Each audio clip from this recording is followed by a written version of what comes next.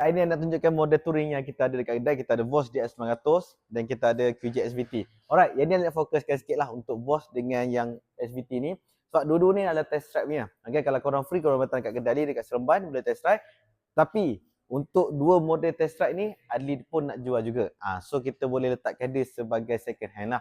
Alright, so kalau untuk dua ni pun, kita boleh bincang lagi harga. Tapi tak boleh discount sangat lah sebab model macam ni, sebab motor ni yang test drive ni, dia punya mileage dia tak sampai 1000 lagi. So memang macam baru dah senang cerita.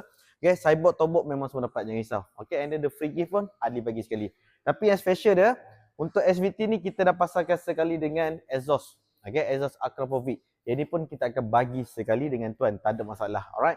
Kalau untuk yang Boss ni dia tak ada aksesori yang kita dah tambah sebab yang ni itu kita ada buat promotion. So that's why untuk customer baru, dia nak beli SVT, korang beli yang ni. Sebiji mat. Tengok. Tak ada nampak macam apa, motor second ke, dia punya buruk ke apa ke, karat, tak ada. Yang ni sebiji macam baru terus. Okay, kalau korang ambil SVT ni, confirm puas hati. Sekali tambah sekali dengan Akrapovic. Okay, itu untuk bahagian yang untuk test ride. Tapi untuk model lain kita ada Brixton. Brixton ready stock dengan Adli 3 kali ada. Hitam, coklat dengan warna hijau. Alright, yang ni pun sama sekali, dapat sekali dengan sideboard dengan tobok dia. Yang ni harga body dia baru 29,888. Korang dah dapat dengan 500cc. Kaliper pun dah jajuan. Nampak mantap tak mantap. Lepas tu satu lagi, kita ada Morini. Morini Ultrite. Okay, warna hijau ready stock, satu unit dengan Adli.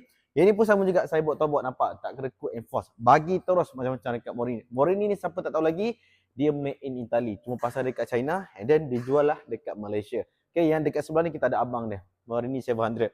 Okay, yang ni pun sebenarnya dah sold dengan warna hitam. Tetapi, kalau misal kata ada yang nak Morini 700 ni, korang boleh PM Ali boleh dapatkan secepat yang mungkin. Tak ada masalah. Tak sampai sebulan. Sebab Morini masih ada stok lagi sebab dia baru stok. Okay. Untuk semua touring ni kita nak jual. Kalau ada lagi yang nak model touring macam ni, ada satu lagi nak tunjuk kat korang. Kita ada Benelli TRK. Let's go. Untuk bagi unit second Ali tak banyak sangat. Okay. Yang dekat belakang ni kita ada Benelli TRK. Dah ala-ala kita tunjuk bahagian touring. Ali tunjuk lagi untuk Benelli TNT. Ni TNT kita ada stok juga. Yang ni Ali boleh katakan memang kondisi memang tip-topnya tahun 2017. Jadi tahun 2023 TRK punya. Lepas tu kat ujung tu kita ada MT15. Alright. Yang ni 3 second pun kita ada. Kalau korang nak boleh PM Ali, boleh loan, boleh cash. Satu lagi nak tunjuk. Nampak? Touring MVP 502 pun dah habis. InsyaAllah dari start nanti Alika Roger. Sebab dekat luasan tu ramai lagi nak tanya kat Adli kan. Dia 202 bila ada stok kan. Tak apa.